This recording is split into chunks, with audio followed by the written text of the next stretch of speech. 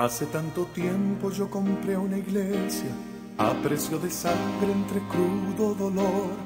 Hace tanto tiempo que envié a mi hijo para rescatar lo que se perdió. Hace tanto tiempo que estoy deseando esa humilde entrega de un adorador que solo se postra ante mi presencia. Del domingo, pero me anticipé con las ideas que estaba recibiendo del Señor, y entonces tenía en la mente estas palabras del Señor a Josué: mira que te mando, que te esfuerces, que seas valiente, no temas ni desmayes. Y esa frase, no temas ni desmayes, es la frase que capturó mi pensamiento, que capturó mi mente, y quiero compartirles sobre esto porque resulta que el Señor había dado esa instrucción antes de que se la diera a Josué, se la había dado al pueblo. Y si el Señor dice eso, es porque existe la posibilidad de tener temor, es porque existe la posibilidad de desmayar. Es decir, cuando vamos a la palabra y encontramos una instrucción en la palabra, es porque existe la posibilidad de aquello que somos instruidos a que hagamos pueda ser que no lo hagamos, y que aquello que Dios quiere que no hagamos, existe la posibilidad de que lo hagamos. Entonces vamos a examinar este pasaje, Deuteronomio capítulo 1, vamos a comenzar en el verso 19. Prácticamente Moisés está terminando su ministerio, está despidiéndose del pueblo. A estas alturas Dios ya se enojó con él, con el hombre más manso de la tierra, porque la gente terminó provocándolo. Así que al final Dios se enojó con Moisés y hasta él no alcanzó a entrar en la tierra prometida. Así que vamos a ir a Deuteronomio capítulo 1, verso 19, y vamos a ir haciendo algunas pausas para poder aplicar en nuestra vida los principios que se encuentran aquí en la palabra. Quiero antes, a manera de introducción, exponer que el Señor está interesado en que su pueblo camine en victoria. Dios quiere que nosotros seamos un pueblo victorioso, pero la victoria va a costarnos algo. Aunque Dios haya hecho provisión a favor nuestro, siempre se necesita, como prediqué el domingo antepasado, se necesita luchar por la bendición. La bendición ya está dada de parte de Dios, pero hay que tomarla. Y en este pasaje se vuelve a repetir esa misma idea. Y entonces yo pensaba que es importante ir sumando los principios, los pensamientos, para poder colocarnos en la posición que Dios quiere, para poder recibir lo que Dios tiene para nosotros. Y mientras observamos los errores del pueblo de Israel, nosotros podemos tener una información que es importante para que nosotros no cometamos esos mismos errores. Verso 19 dice, es Moisés quien está hablando y haciendo un recuento histórico: salidos de Horeb, anduvimos todo aquel grande y terrible desierto que habéis visto, por el camino del monte del Amorreo, como Jehová nuestro Dios nos lo mandó, y llegamos hasta Cades Barnea. Entonces les dije: han llegado al monte del Amorreo, el cual Jehová nuestro Dios nos da.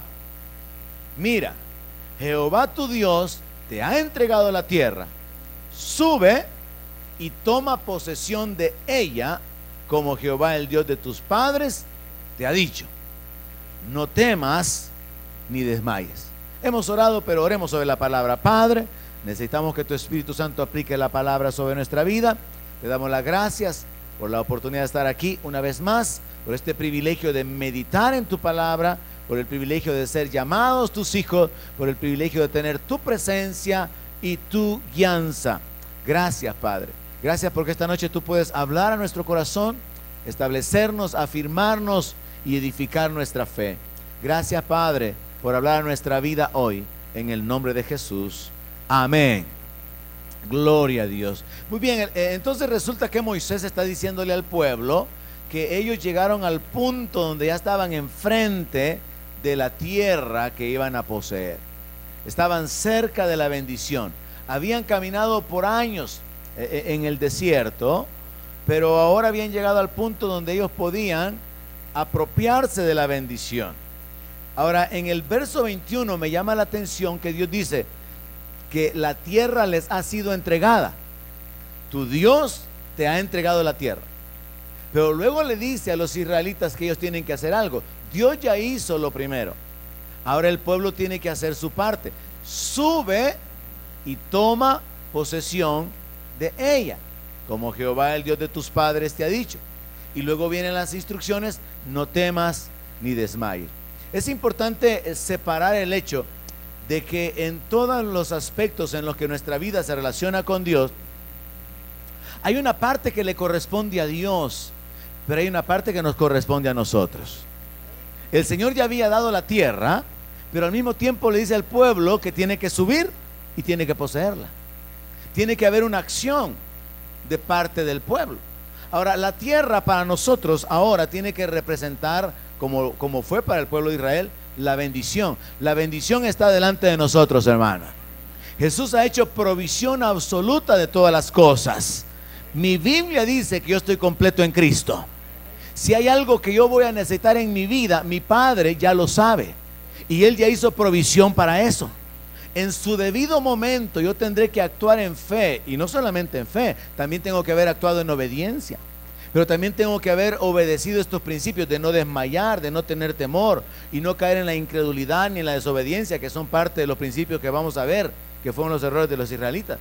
En algún momento de mi vida yo voy a tener que hacer algo para poseer lo que Dios ya proveyó para mí. Mi Biblia dice que todas las cosas que pertenecen a la vida y a la piedad me han sido dadas. Yo voy a hablar en términos personales porque ya me cansé que ustedes no digan amén. Entonces, mi Biblia dice que Dios me ha dado todas las cosas que yo necesito en esta vida. Ya Él ya hizo provisión de todo lo que yo necesito.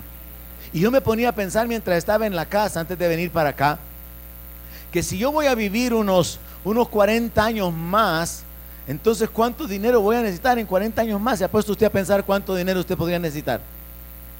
Si necesito unos $10,000 por año, por ponerlo barato, y entonces 40 años más, ¿cuánto necesito? Necesito $400,000. ¿Será eso un problema para Dios? No. Necesito $500,000 para vivir, hermanos. Piense de esta manera: yo necesito un $500,000 para vivir, y eso poniéndolo barato. Ahora, usted puede ponerlo más barato si quiere. Yo, pastor, me conformo con unos $5,000. Allá usted. Yo mejor mover de $500,000 para arriba. Pero lo que quiero decirles es esto: mi Padre ya sabe de qué cosas tengo necesidad, aún antes de que se las pida. Pero mucho más allá de esto, Él ya hizo provisión de todo lo que yo necesite. Donde quiera que yo necesite un carro, va a haber un carro para mí. Donde quiera que yo necesite una casa, va a haber una casa para mí. Donde quiera que necesite una cama, va a haber cama para mí. Donde quiera que necesite comida, habrá comida para mí. Lo he visto todos estos años. ¿Y por qué va a ser diferente de aquí en adelante? Si acaso va a ser diferente, es para que sea mejor. No, es que yo me emociono, hermano. Si va a ser diferente, va a ser mejor, no peor, hermano.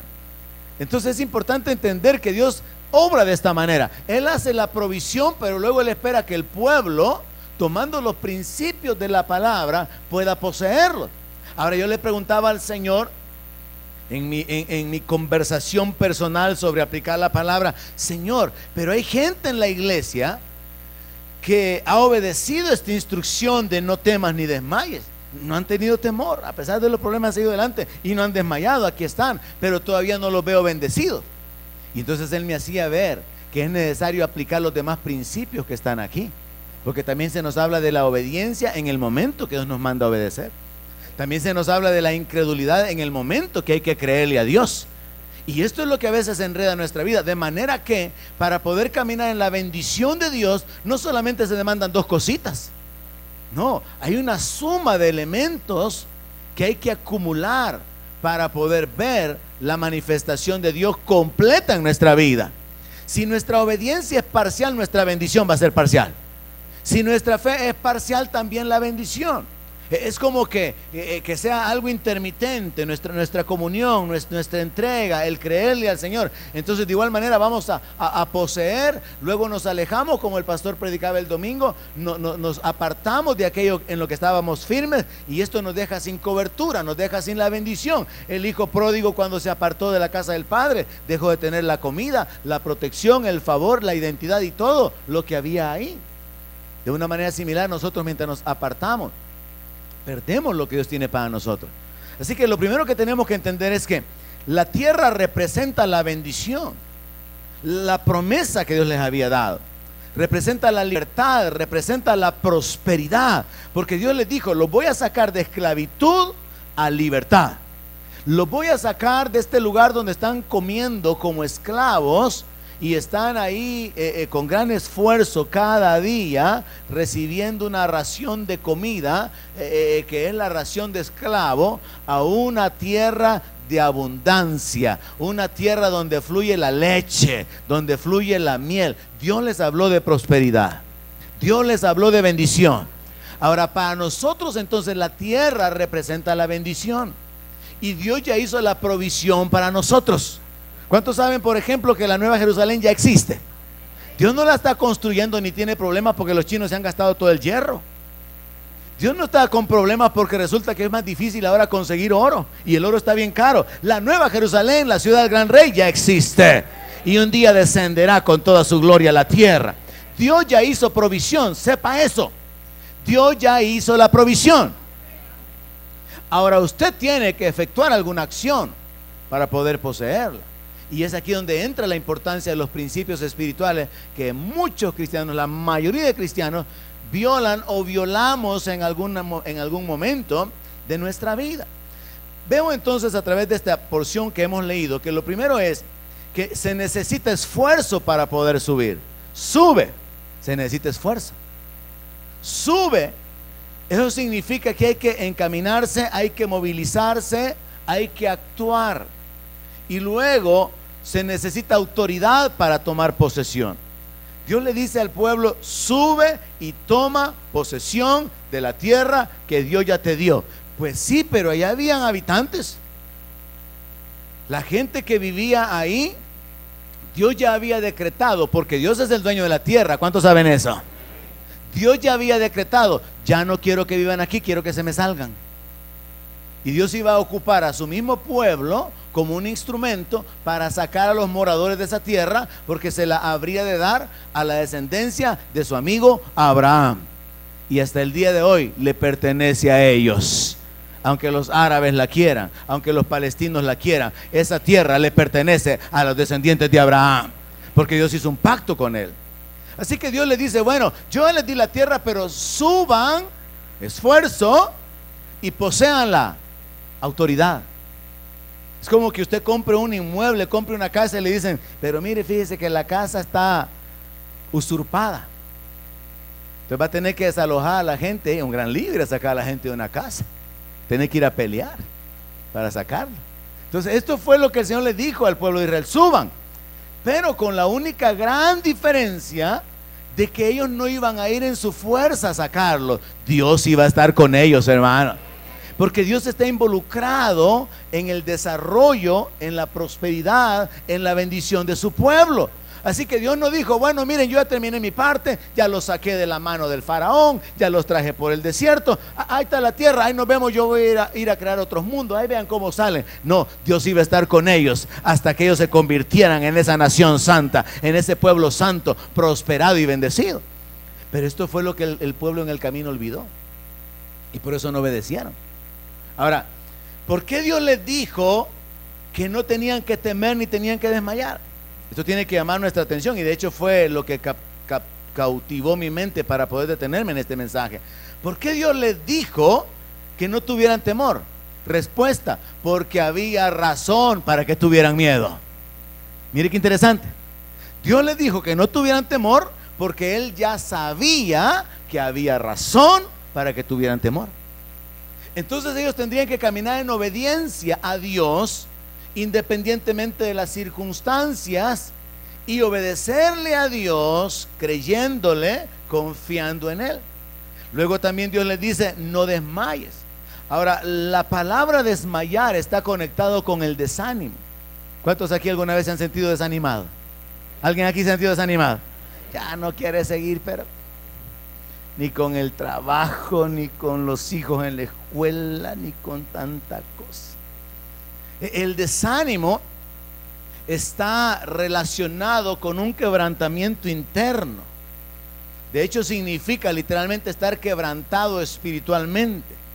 El desánimo es esa experiencia donde a uno ya no le importa nada. Es como la aceptación del fracaso. El desánimo, contrario al temor, porque el temor es tengo miedo. El temor es pienso que me va a pasar algo malo. Pero el desánimo es no me importa ya nada. No quiero, no tengo motivación. Y aunque realmente haya una buena motivación delante, internamente las emociones y la condición personal es una de estar como rendido. La palabra desánimo también significa postrado, o sea, cómodo, echado, porque ¿y para qué? Por el desánimo muchos han dejado su carrera universitaria. Por el desánimo mucha gente ha dejado de pagar cosas que pudo haber conseguido al final con un poco más de esfuerzo, pero lo soltaron, se detuvieron. Y por el desánimo muchos creyentes se han detenido en su carrera cristiana. Se sintieron desanimados. Es que me siento con una gran frialdad, pastor, dice la gente. Ese es desánimo. Viera que ni ganas de ir a la iglesia tengo ya. Y entonces ¿para dónde más se van a ir si no hay en ningún otro lugar palabras de vida eterna? No hay ninguna parte donde más ir. Pues ya no voy a ir a ningún lado. Entonces Dios, sabiendo la circunstancia, le hace saber al pueblo que hay dos instrucciones específicas que tienen que obedecer, que no tienen que temer y que no tienen que desmayar. Ahora, el temor es un sentimiento, pero el desmayar es una condición. El temor es un sentimiento de inferioridad, de incapacidad, de inseguridad ante el peligro, pero el desánimo es una condición en la cual se acepta el fracaso, no vale la pena seguir luchando, no vale la pena ningún esfuerzo, y ambos nos paralizan. Usted se puede detener, usted se puede paralizar cuando tiene temor o cuando está desanimado. Usted un día despierta en la mañana y no quiere ir al trabajo, está desanimado, y eso lo paraliza, lo detiene. Ahora vemos que Dios da esta instrucción, y es una instrucción muy importante, que es la que posteriormente le repite a Josué, ¿verdad? Y la razón es que él va a enfrentar grandes peligros. Bueno, de hecho al final de la historia, ¿cuántos reyes conquistó Josué? 31 reyes, 31 naciones. Imagínese usted, 31 reyes, que después de derrotar a uno, vamos con el otro. Uno para cada día del mes tenía Josué. Y entonces era muy importante que él no desmayara. Iba por el número 14, no desmaye Josué. Todavía te faltan 17, ¿verdad? Sí, ¿verdad? Sí, ¿verdad? Ajá. Entonces él iba por el 20, todavía te faltan 11, no desmayes. Y luego encontraba ejércitos más grandes, ejércitos muy armados. No tengas temor, porque yo voy a estar contigo. Ahora, aplicando esto a nuestra vida, entonces entendamos, Dios ha hecho provisión, la bendición está disponible para nosotros. Mire qué preciosa palabra la del Nuevo Testamento. Todas las promesas son sí y amén en Cristo. ¿A alguien le gusta esa palabra, hermano? Todas las promesas son sí y amén. Mire qué tremendo, hermano, que la Biblia nos dice que usted averigüe cuáles promesas están disponibles y cuáles no, sino que dice todas las promesas. Ahora, su trabajo, su esfuerzo para subir y poseer es averiguar cuáles son las promesas. Y ahí está el problema. Muchos hermanos ni saben ni cuáles promesas usted. Y entonces les pasa igual que como cuando Pablo llegó allá a Éfeso. Y ustedes recibieron el Espíritu Santo cuando creyeron. ¿Cuál espíritu? Usted le dije. Si ni sabíamos que había espíritu. ¿Cuáles promesas, hermano? Bueno, si todas las promesas son sí y amén, lo menos que usted puede hacer es dedicar un tiempo y hacer un estudio para averiguar cuáles son las promesas de Dios para su vida. Y esto requiere esfuerzo. Por el otro lado yo pensaba, antes de ahondar en el pasaje, por el otro lado yo pensaba, mire, ¿y por qué será que Dios no hizo las cosas fáciles?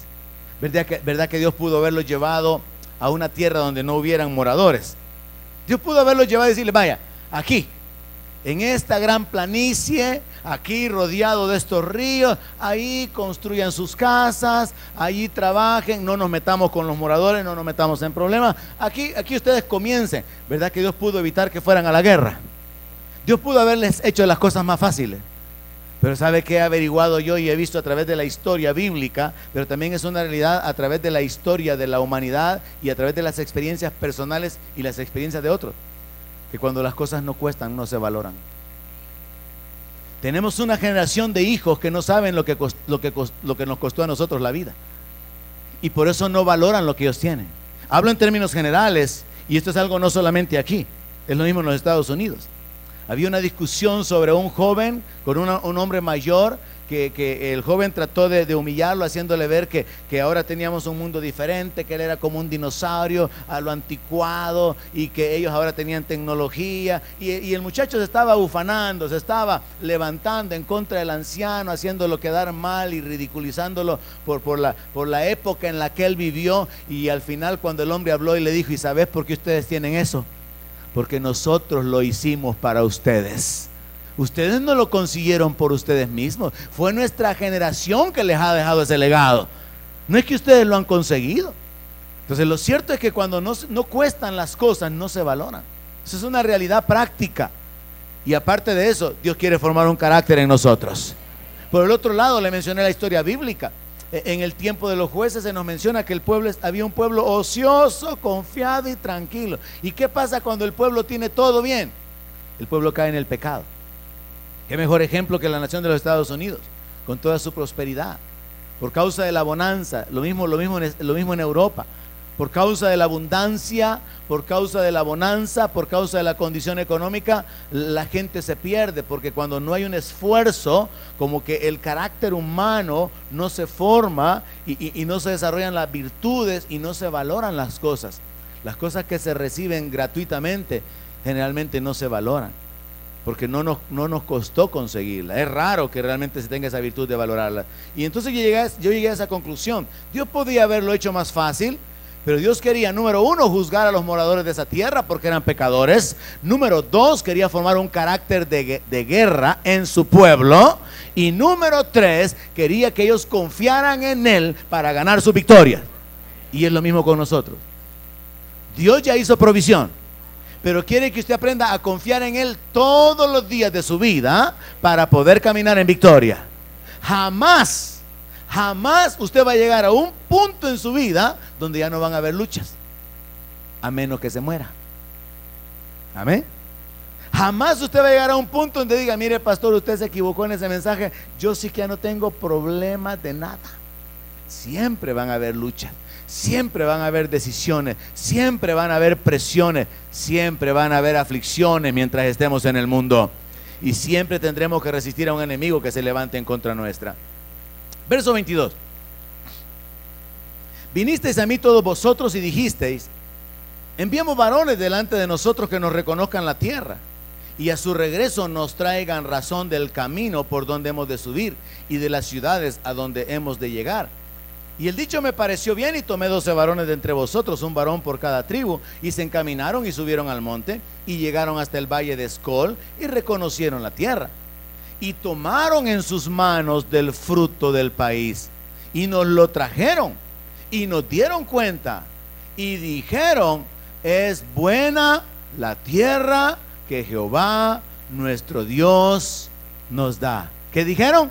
Es buena la tierra que Jehová nuestro Dios nos da. Ellos lo vieron. Ellos constataron que la tierra era buena. Sin embargo, no quisiste subir. Antes fuiste rebeldes al mandato de Jehová vuestro Dios. Y murmurasteis en vuestras tiendas diciendo: ¿por qué? Porque Jehová nos aborrece, nos ha sacado de tierra de Egipto para entregarnos en manos del amorreo para destruirnos. ¿A dónde subiremos? Nuestros hermanos han atemorizado nuestro corazón, diciendo: este pueblo es mayor y más alto que nosotros, las ciudades grandes y amuralladas hasta el cielo, y también vimos allí a los hijos de Anac. Mire qué es lo que sucede a continuación. Los espías regresan con un buen reporte, confirmando la palabra. Es cierto, la tierra es buena. Es cierto, hay abundancia de fruto. Es cierto, es una tierra fértil. Dios ha hablado la verdad. Es cierto que la tierra que Dios nos ha dado es buena. Pero le agregaron algo más. No vinieron únicamente con el reporte del propósito por el cual habían sido enviados. ¿Alguien al leer la escritura sabe cuál es el propósito por el cual los enviaron? ¿Para qué los enviaron? Pero también para reconocer, pero algo más. Para saber cuál era el camino, dijeron. Para que luego vengan y nos digan, vaya, nos vamos a ir por aquí, vamos a cruzar allá, luego vamos a avanzar por acá. Supuestamente no era para que ellos vinieran con una información adicional, no era para que vinieran con un reporte negativo, y usted conoce la historia. Solamente Josué y Caleb trajeron un reporte positivo, y los otros 10 dijeron no vamos a poder contra ellos. Atemorizaron. Vea, la escritura claramente dice en el verso 28, nuestros hermanos han atemorizado nuestro corazón. ¿Y qué les había dicho Dios antes? Que no tuvieran temor. Que no tuvieran temor. Pero ¿qué pasó? Ellos decidieron tener temor ante las palabras. Ni siquiera habían visto a los gigantes. Tuvieron temor por las palabras.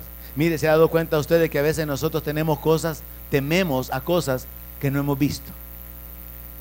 Ni las hemos visto y ya tenemos temor. Ni ha llegado todavía el día de pagar la cuenta y ya estamos afligidos. No ha llegado todavía el día. El problema no se ha presentado como debe de ser, pero uno ya pasó toda la noche pensando, va a ser así, va a ser así, ¿y cómo voy a hacer? Así que estos vinieron con un reporte negativo.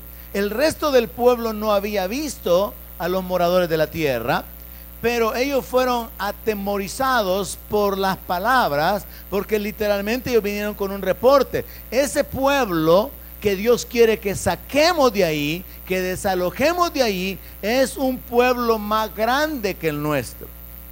O sea, en número, era una multitud mayor que la cantidad de israelitas listos para la batalla. Pero aparte de eso, era un pueblo más alto. ¿Qué significa?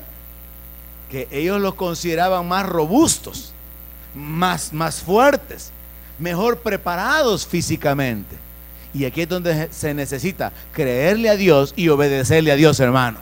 Cuando usted sabe que sus problemas son más grandes y que usted no los puede resolver usted, y necesita la ayuda del Dios de los cielos a favor suyo, y es el momento donde usted se coloca en la posición de depender de Él, para que no dependa de sus fuerzas. Porque este es el problema. Nosotros queremos hacer las cosas en nuestras fuerzas. Y ya le dije que este era uno de los propósitos de Dios al permitir que esto sucediera, que ellos aprendieran a depender de Dios, que ellos aprendieran a confiar y que experimentaran que la victoria se consigue por la fe en el Dios de los cielos. Porque mi Biblia dice que el caballo se alista para la batalla, pero Jehová es el que da la victoria. No importa qué tan preparados, qué tan armados, qué tan diestros sean para la guerra, Dios le da la victoria al que Él quiere. Él le da la vida al que Él quiere. Él da la bendición al que Él quiere, al que a Él le agrada. En Eclesiastés dice que a unos Dios les da el trabajo, les da la tarea de trabajar y de hacer la riqueza, y a otros les da el beneficio de disfrutar de las riquezas. ¿De cuáles quiere ser usted? ¿De los que se afanan trabajando y después no disfrutan? ¿O de los que disfrutan sin trabajar? Porque la Biblia habla acerca de las añadiduras viniendo a nuestras manos por buscar el reino primero. La Biblia nos habla acerca del interés de Dios de saciarnos con lo mejor. Dios no está queriendo prohibirnos lo mejor. Dios no está queriendo mantenernos en la miseria, en la necesidad. ¿Cómo fue posible que este pueblo pensara que Jehová los aborrecía? Esto es algo terrible, hermano, porque uno puede pensar, ¿y cómo es posible que el pueblo de Dios pensara y se expresara, según el verso 27, porque Jehová nos aborrece, nos ha sacado de tierra de Egipto para entregarnos en manos del amorreo para destruirnos? Mire qué pensamiento más diabólico, hermano. Pensar, porque Él no nos ama, nos sacó de Egipto, no nos dejó que el faraón siguiera enseñoreándose de nosotros, sino que nos ha sacado para que aquí los amorreos nos eliminen, nos destruyan. ¿Qué declaración más insensata, más absurda? Porque Dios había usado su poder para liberarlo de Egipto. Dice la palabra que lo sacó con brazo poderoso, con mano extendida.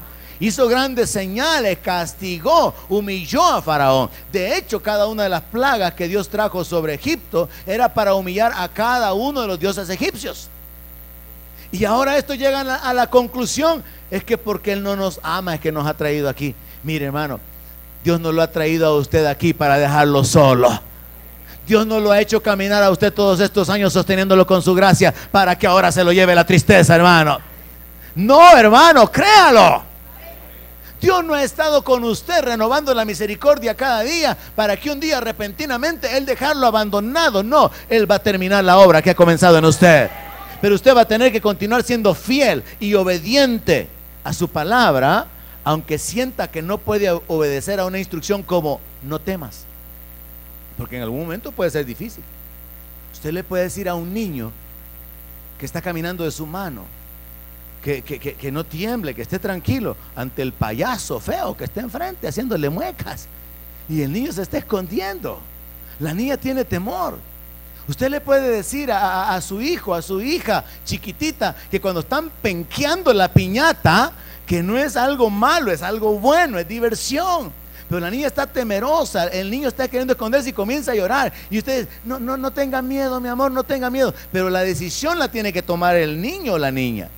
De igual manera, la decisión la tiene que tomar usted. No importa que haya enfrente suyo. Si Dios dice no tema, tome la decisión de no tener temor. Pero es su decisión. Es una actitud personal. Y aquí es donde fallamos, porque para que tengamos temor es porque hay razón para tener temor.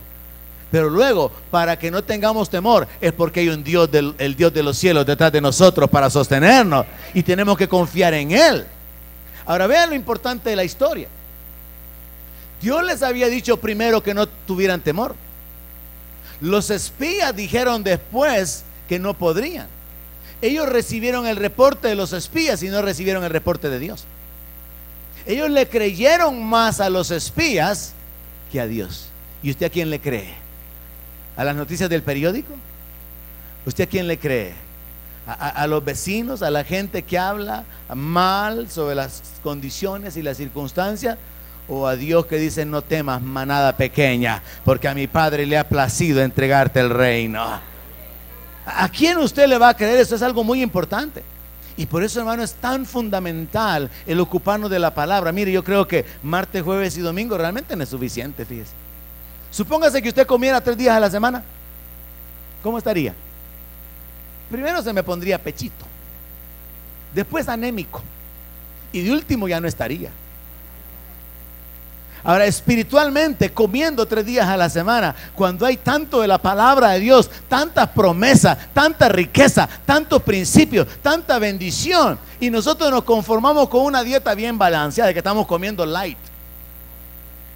Estamos en dieta espiritual. Mire, yo creo que con la palabra mejor hay que hacernos bibliaólicos, bibliadictos. Porque, hermano, en la palabra está la vida. Envió su palabra y lo sanó, dice la palabra. ¿Amén? En la palabra está la sanidad. En la palabra está el camino de las bendiciones. Está el camino hacia la libertad. Conoceréis la verdad y la verdad os hará libre. ¿Qué es lo que no está en la palabra? Si la palabra es la revelación de todo lo bueno. Entonces, ¿por qué al pueblo le hace falta mucho de bueno? Por falta de revelación. Se resume sencillamente: mi pueblo perece porque le falta conocimiento. Simple. Entonces, mientras más yo conozco de la palabra, más posibilidades tengo de ser bendecido. Por eso yo, teniendo un trasfondo de 5 años de doctrina bautista, cuando yo fui entrenado por enseñanza de agua viva, yo descubrí que había un mundo mejor. Era, hermano, como salir de allá del cantón Chiralagua y llegar a Nueva York y ver los grandes edificios después de ver la champita. Hermano, hay un mundo espiritual elevado, hay grandes bendiciones para usted, pero van a depender de su diligencia en escudriñar la palabra. Usted se puede quedar en su champita esperando que más allá del sol, y cuando ya se pase lista, a su nombre muy feliz va a responder.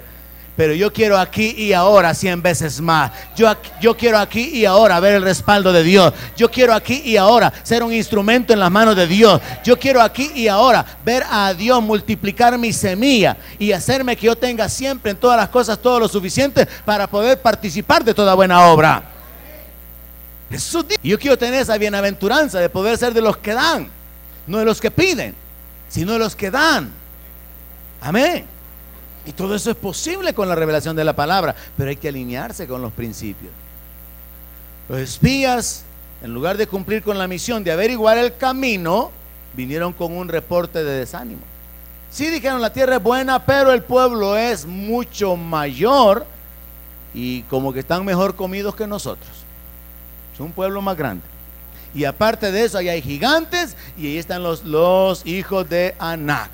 Así que ellos pensaron, ellos razonaron. Mire, hay momentos en que usted no tiene que razonar, solamente hay que creer. Ellos razonaron, ¿será que podemos contra esos gigantes? No tenían que razonar eso. Lo que tenían que razonar, si acaso hubieran tenido que razonar algo, era esto: ¿será que Jehová, el Dios de los cielos, podrá contra esos enanos? Porque para Dios eran enanos, para ellos eran gigantes, pero para Dios no, hermano. Simplemente una partícula de polvo más grande. Si la Biblia dice que las naciones le son como gotas de agua, entonces ¿qué eran estos gigantitos delante de Dios? Dígame usted. ¿Qué son sus problemas delante de Dios? Dígame usted. Sus gigantes, ¿qué son delante de Dios? ¿Serán gigantes para Dios? No, hermano. Y por eso Él nos anticipa a que no temamos, a que confiemos, a que sigamos adelante. Ahora, el corazón de ellos se llenó por oír a los hermanos, en lugar de haber estado lleno de fe por oír a Dios. Por eso es que es tan importante oír a Dios, oír a Dios, oír a Dios, ir a la palabra, ir a la palabra. Esto no tiene que ser como algo religioso, hermano. Ir a la iglesia no es algo religioso, es una necesidad espiritual que nos afirma, que nos establece, que nos fortalece, que nos muestra el camino. Es la forma en que yo he aprendido a ver la Biblia. Yo no veo la Biblia como un libro que hay que leer porque Dios ha mandado que lo leamos, ni veo el congregarme como parte de mi trabajo porque estoy a tiempo completo, sino que es una necesidad y es una gran bendición. Cuando yo tengo la oportunidad de sentarme, hermano, y recibir la palabra, eso es como que a una ama de casa, a una mamá que pasa todo el tiempo trabajando en hacer la comida, le digan, vaya, hoy te vas a sentar y te vamos a servir. Así me siento yo, hermano. Y le sirven a uno calientito. Y le sirven aquello preparado ahí, ¿verdad? Con pimienta, con un toque bien especial, de acuerdo a los ministros que uno puede estar oyendo. Yo soy bendecido cuando oigo la palabra. A mí me encanta oír la palabra, porque yo sé los beneficios que la palabra trae. Y por eso detesto la actitud de la gente que mientras se está predicando la palabra se van, se salen o están en otra cosa.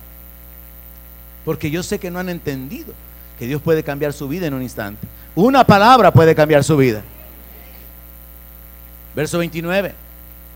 Entonces yo les dije, otra vez les recordó, no teman, no tengan miedo de ellos. Jehová vuestro Dios, el cual va delante de vosotros, Él peleará por vosotros. Mire, Moisés tratando de enderezar al pueblo, el pastor tratando de darle ánimo con el mensaje al pueblo cada vez, porque van al mundo y regresan desanimados. Así que vienen donde el pastor para que el pastor los anime, pero al final es su decisión a quién va a oír. Si va a oír al mundo o va a oír lo que Dios dice a través de su siervo, lo que Dios dice a través de su palabra, lo que Dios dice a través del profeta.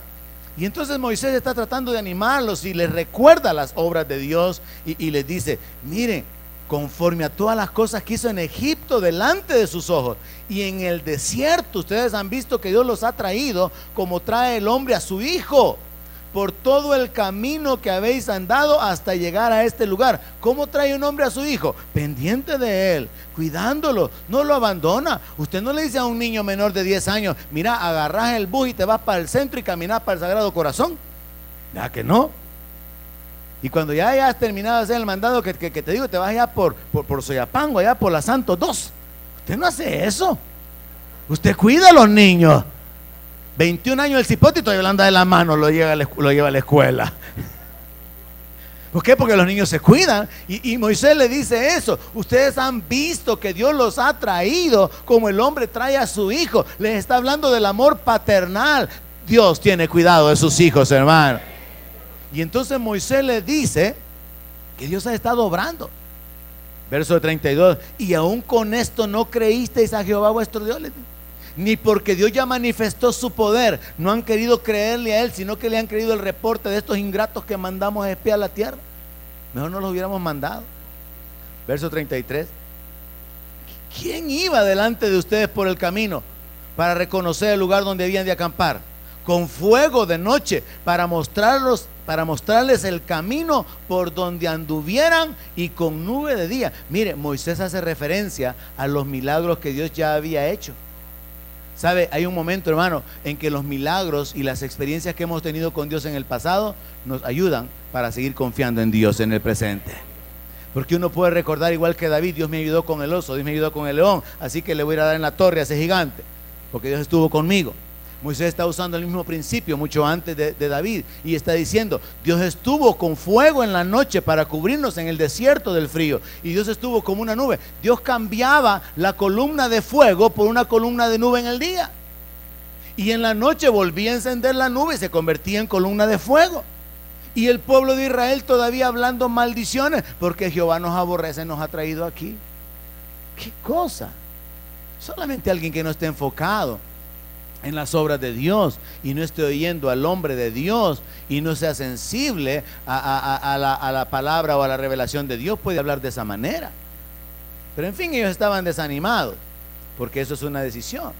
Ahora Moisés les dice: miren, si Dios ya peleó por nosotros, Él va a continuar peleando por nosotros. Si ya lo hizo antes, Él va a continuar haciéndolo. Pero es una decisión, hermano. Lo que está en el verso 32 es su decisión. Aún con esto no creísteis. Este es uno de los problemas, porque Dios manda: no desmayes, no temas ni desmayes. Pero también a veces es un asunto de creerle a Dios, y creerle a Dios demanda obedecer. Recuerdo una ocasión en que teníamos a pastor de la iglesia Palabra en Acción, al hermano, ¿cómo se llamaba el hermano? A Eric Muñoz, que le dimos una ofrenda a la iglesia cuando lo invitamos para un aniversario. Y cuando yo lo llevaba al aeropuerto, le dije: pastor, aquí está una ofrenda de la iglesia, gracias por haber venido, hagamos bendición sobre su vida y su ministerio, y recibe esta semilla. Entonces él agarró la ofrenda, oró por ella, oró por la iglesia, la sacó del sobre y me dijo: ahora te la regalo a ti. Me dijo: es tuya. No, le digo yo, si es suya. No, pues sí, porque es mía, te la estoy dando, ahora es tuya. Es que te voy a explicar algo. Me dice: cuando Dios habla algo acerca de sembrar una semilla, es necesario sembrarla antes de que se te pudra. Y Dios me habló de que sembrar esta semilla en tu vida, así que ahora es tuya. Yo no quiero que mi semilla se pudra quedándome con ella. Y esas son las cosas en las que a veces fallamos en nuestra obediencia. Dios nos pide algo, Dios nos instruye que hagamos algo y no lo hacemos. Entonces no es un asunto de solamente no temas ni desmayes y que alguien venga y salga, ¿verdad? Pues sí, pero es que yo no he tenido temor, yo he estado aquí confiado en el Señor, yo no he desmayado en los problemas. Pero también hace falta obediencia, también hace falta fidelidad, sensibilidad a Dios. Y eso de creerle a Dios es una decisión. Verso 34: y oyó Jehová la voz de vuestras palabras, y se enojó y juró diciendo: no verá hombre alguno de esta mala generación la buena tierra que juré que había de dar a vuestros padres. Los llamó mala generación por la incredulidad, excepto Caleb, hijo de Jefone, él la verá, y a él le daré la tierra que pisó, y a sus hijos, porque ha seguido fielmente a Jehová. Creyó a Dios, no agarró su propio camino, no trajo un reporte diferente. Y ahí viene de paso el problema de Moisés: también contra mí se airó Jehová por vosotros, y me dijo: tampoco tú entrarás allá. Josué, hijo de Nun, el cual te sirve, él entrará allá. Anímale, porque él hará heredar a Israel. Y vuestros niños, de los cuales dijiste que servirían de botín, y vuestros hijos, que no saben hoy lo bueno ni lo malo, ellos entrarán allá, y a ellos la daré, y ellos la heredarán. Pero ustedes vuélvanse y vayan al desierto camino del Mar Rojo. Mire, hermano, ¿qué les está diciendo el Señor? ¿Dónde fue que pasaron cuando salieron de Egipto? Vinieron por el desierto. El faraón con todo su ejército quedó en el Mar Rojo. ¿Y qué le está diciendo Dios? Como no me creyeron, váyanse de regreso, váyanse camino del mar. No le dice: ahí vean qué hacen. Una vez le dice así a los hijos, ¿verdad? Bueno, entonces ahí ve qué haces. Pero Dios, ¿qué les dice? Váyanse de regreso, les dice. Váyanse de donde los traje, pues.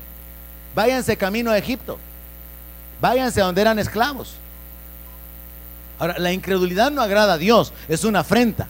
Y la incredulidad habla el fracaso, y la incredulidad atrae el juicio. Mi Biblia dice de que sin fe es imposible agradar a Dios, y con incredulidad es posible ofender a Dios. La incredulidad ofende a Dios, porque lo hace a Él mentiroso. El que no le creamos la palabra significa afrentarlo. El no creer las promesas, el no creer la palabra, nos hace arrogantes, nos hace ser más sabios que Dios. Por eso es que la fe agrada a Dios, porque la fe significa confianza en Él, aunque no le hayamos visto. Y por eso para Dios nuestra fe es más preciosa que el oro. Que usted le crea a Dios sin haberlo visto, eso honra a Dios, hermano, más que $1000 de ofrenda. Eso honra a Dios, su fe honra a Dios más que el dinero. Pero también la incredulidad afrenta a Dios. Así que Dios toma una decisión: no entran y no entran por incrédulos. Ahora vemos más adelante, verso 41. Entonces respondiste y me dijiste: hemos pecado contra Jehová, nosotros subiremos y pelearemos conforme a todo lo que Jehová nuestro Dios nos ha mandado. Y os armasteis cada uno con sus armas de guerra, y os preparasteis para ir a subir al monte. Y Jehová me dijo: diles que no suban ni peleen, porque no estoy entre ellos, para que no sean derrotados por sus enemigos. Y les hablé y no me escucharon. Fueron rebeldes al mandato de Jehová, y persistiendo con altivez se subieron al monte. Pero salió a su encuentro el amorreo que habitaba en aquel monte. Los persiguieron como hacen las avispas. ¿Cómo hacen las avispas, hermano? Los persiguen. Te van a andar corriendo, y las avispas, ¿dónde están? No es que solo lo siguen un ratito y ya lo dejan. Los persiguieron como hacen las avispas, y los derrotaron en seguir hasta Horma. ¿Qué es lo que pasó? El pueblo terco. No, pues vaya, entonces sí, vamos a ir a la guerra. No, no vayan. Dios no está con ustedes. Pues ahora nos vamos. Hoy que Dios ya no quiere su ofrenda y la trae. Hoy que Dios ya no quiere su servicio, hoy quiere servir. Hoy que ya afrentó a Dios con su incredulidad o con su desobediencia, hoy quiere hacer lo que Dios le dijo antes que hiciera. En otras palabras, hoy que ya afrentó a Dios, el pueblo está haciendo algo de una manera independiente, de una manera soberbia, de una manera rebelde, y eso lo que causó fue agregarle una derrota. ¿Qué les dijo Dios? Por causa de que no me han creído, los voy a entregar a que los destruyan. No, les dijo: váyanse de regreso, pues, camino del Mar Rojo, les dijo. Pero ahora estos se levantan en independencia, en arrogancia. Todavía el profeta les dice: no suban, los van a derrotar. Suben y experimentan la derrota. O sea, un montón de gente murió. ¿Por qué? Porque la guerra se hace a la manera de Dios y en el tiempo de Dios, hermano, no a nuestra manera. Entonces ellos experimentaron una derrota innecesaria, y esto se traduce en la desobediencia. O sea que aparte de no temer y no desmayar, hay que agregarle obediencia a Dios, obediencia a sus instrucciones. Hacer las cosas a nuestra manera nos va a llevar al fracaso, a pesar de la advertencia, hermano. Como que yo le diga a alguien: no, hermano, no lo haga, hermano. Yo voy a probar, pastor. Recuerdo que una vez le dije a un pastor: no vaya a los encuentros, pastor, le va a ir mal. Es que yo no quiero que me cuenten, me dijo, yo quiero experimentarme. Se fue a un encuentro.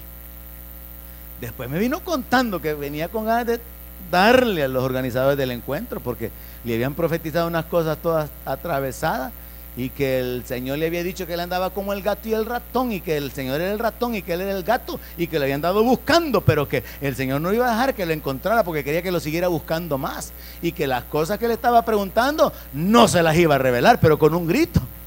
Él venía indignado. Entonces cuando uno le dice a la gente: no lo haga, hermano, no lo haga, y luego lo hacen, viene la pérdida por la desobediencia. Y mire qué terrible. Terminamos en el verso 45-46. Y volvisteis y llorasteis delante de Jehová, pero Jehová no escuchó vuestra voz, ni os prestó oído. Qué terrible, hermano. Es que Dios a los rebeldes los mira de lejos, hermano. Mire, Dios puede consolarlo si usted viene hecho pedacitos, si usted está humillado, pero si usted está llorando por terco, Dios lo va a dejar que disfrute su llanto. En su gracia Dios no dice, yo te lo dije, como nosotros hacemos, ¿verdad? Yo ya te lo había dicho. ¿Qué hace Dios? Jehová no escuchó vuestra voz, ni os prestó oído, y estuvisteis en Cades por muchos días, los días que habéis estado ahí. Qué tristeza, hermano, ser derrotado y que Dios no escuche y que Dios no escuche el llanto, no escuche el clamor. Y todo comienza con una instrucción: no temas ni desmayes, pero termina con llanto y siendo ignorado por la desobediencia, por no ser sensible, por no hacer las cosas en el tiempo de Dios. Y yo creo que estas son experiencias prácticas que nosotros podemos aprender para que no continúen sucediendo en nuestra vida. Oramos y nos despedimos. Padre, queremos agradecerte una vez más en el nombre de Jesús. Gracias por hablar a nuestra vida esta noche, porque entendemos, Señor, que si tú dices no temas es porque tú estás con nosotros, porque eres mayor, más grande que cualquiera. Tú eres el eterno y el todopoderoso Dios y estás a favor nuestro. Padre, gracias porque podemos entender que tu instrucción es que no desmayemos, que no nos desanimemos, no aceptemos el fracaso, porque tú estás a favor nuestro. Tú has ordenado nuestra fuerza, tú has hecho provisión, y que no importan las circunstancias, podemos ir hacia el otro lado, atravesando el desierto y convirtiéndolo en estanque de agua. Padre, gracias por hablar a nuestra vida esta noche y hacernos entender la importancia de ser fieles, de ser sensibles, de ser obedientes a tu palabra, de caminar, Señor, creyendo tu palabra y obedeciendo tu palabra, a fin de que todo nos salga bien y que todo nuestro camino sea prosperado. Gracias porque las cosas que están escritas para nuestro provecho han sido escritas. Yo quiero una iglesia que sane al herido, que rompa cadenas, liberte al cautivo, que aclare la mente al que está confundido y que hable verdad. Yo quiero una iglesia que con su mirada le brinde esperanza al alma angustiada.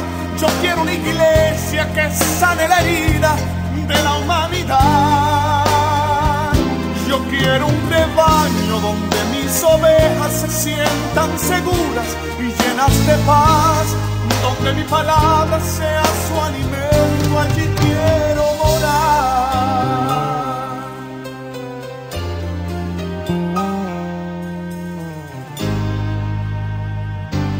Yo quiero una iglesia que con su alabanza perfume mi trono, me dé ese lugar.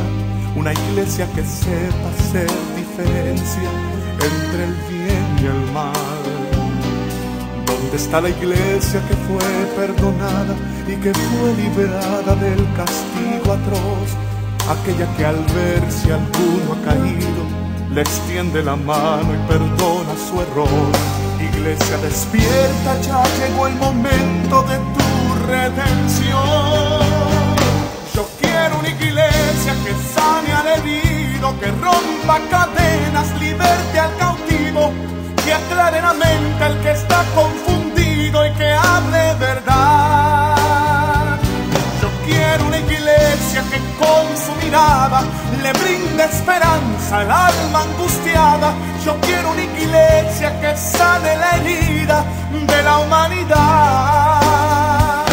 Yo quiero un rebaño donde mis ovejas se sientan seguras y llenas de paz, donde mi palabra sea su alimento, allí quiero morar.